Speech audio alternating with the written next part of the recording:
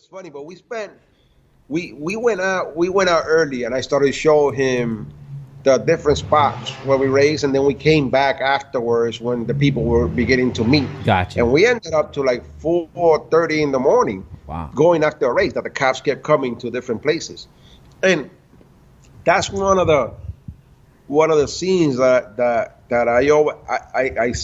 I pointed it out right away, because when I went to see the movie, I went with Ken. Okay. And I said, he wrote that part. I know he did, because the part where they first come and meet with all the music and all the cars in the first movie, he wrote that part, and that's what he saw. Like, it was funny to see that, because I knew what the writer saw and how he took this and put it into perspective in the movie and wrote it, and it was what he saw. Like, it was something, like, for me it was like impressive, because I'm like, wow, this guy saw this, and he had to write about it so other people actually acted out, and it was actually acted out the way he saw it. Yeah.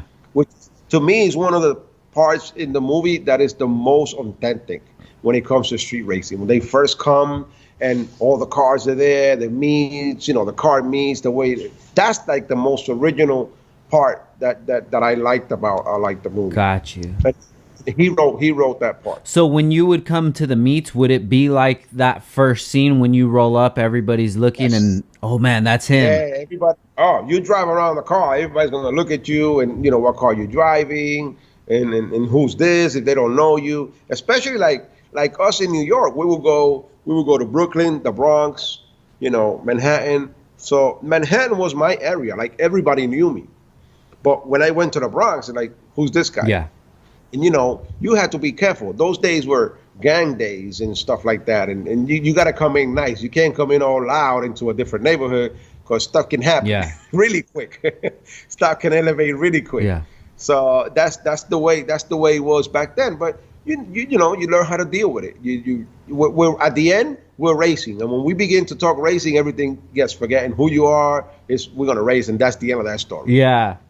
So when did you realize that it was actually becoming a movie? They're filming it, and it's coming out in theaters. What was that feeling like? Well, I realized it when the guy came with Ken. I figured, well, this is really happening. But it was still a year after that before the movie came out. He came like a year before. The movie was filmed pretty quick. Got you.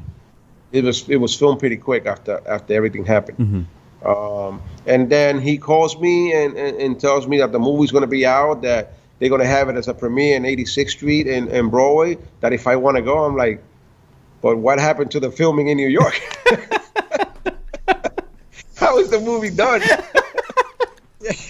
Because they actually told me that because I said, what would be in it for me? Like, of course, I'm helping around. What's in it for me? Everybody's making money here. Yeah. So he said I was going to be like a technical advisor or something like that.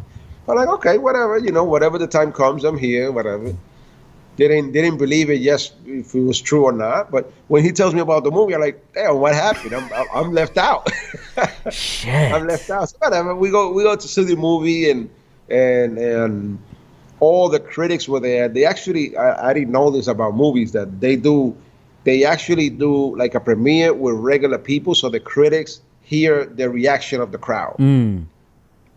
So that was I found all this out after the movie, because I'm talking to the Universal people. Yeah. So, why there were so many people here for this? Oh, we give some tickets to people so they can see the reaction, and that turns out to be good for the actual critics, because they're gonna write about the movie in the paper or in the news or somewhere else. So they want to see the excitement about it. Gotcha. So when the movie is there, it's the end. I stay there till the last letter comes up to see if there's any credits. Oh, shit. I see everybody's name except mine. So I'm like, oh, okay. I gotta tell them, dude, they could at least give me credit. I opened a shop, 6 months ago. It would have been nice for me or whatever. But after seeing the movie, I'm like, man, maybe I didn't want to be related to this thing anyway because it was crazy. They made a bunch of mistakes, and I pointed out a bunch of mistakes they made and all that stuff there. So, but it was all fun at that time, and I'm like, okay, whatever. So this was the summer of 2001. Hmm. I think it was June or July, somewhere around there. I know it was hot. Yeah. I know it was summer here, and then in January 1st, he calls me back in December, and he goes, "I got a surprise for you." I said, "Oh yeah, what's up?"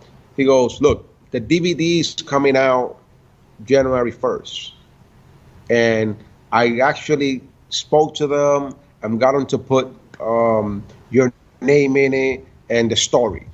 So there's going to be something called bonus tracks, and the story's going to be there, and it's going to say everything about the story and the stories about the movie and all this stuff." So, oh wow, that's great. So I'm like, man, January 1st, I'll be the first one in that door to buy that thing. Yeah.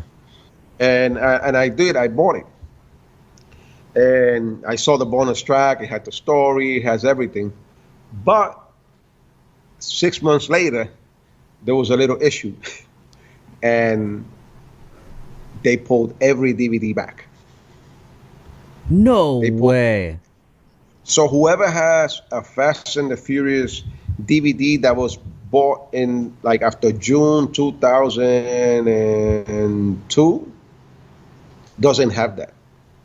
Wow. So there's a limited copy out there. There's limited copies out there that have the bonus tracks. I still have it.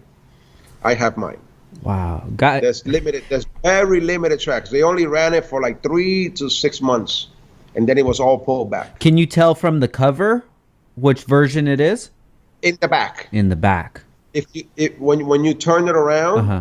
it will say bonus coverage, and then the Racer X is on a box. Wow. Guys, if anybody has that copy, please let me know. We need one for the studio. Wow. Yeah.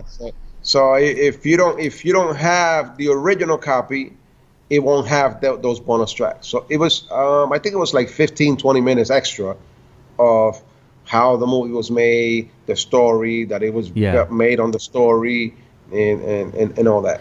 Wow. So before we move on past the movie, I just want to go over the movie a little bit. What were some of the more similarities that you realized that they did?